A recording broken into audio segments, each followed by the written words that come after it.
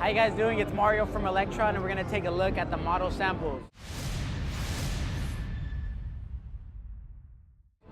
So what we have here is a 6-track sample-based Groovebox. Really straightforward, hands-on machine.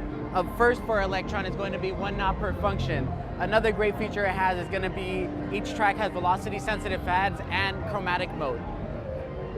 One thing that's awesome about the model samples is its price point at $449 US.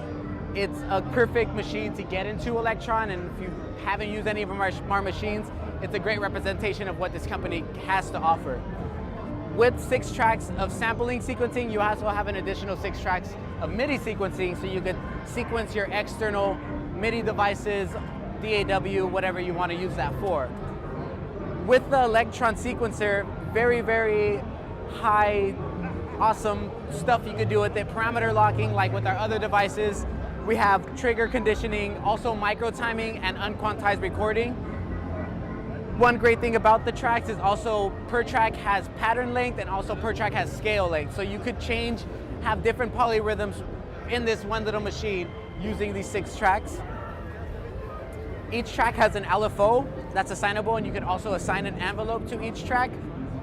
And also there's reverb and delay that acts as a reverb and delay send master effects, and each track you could send that to those effects, so you could have a soundscape and different parameters for those delays and reverbs as well.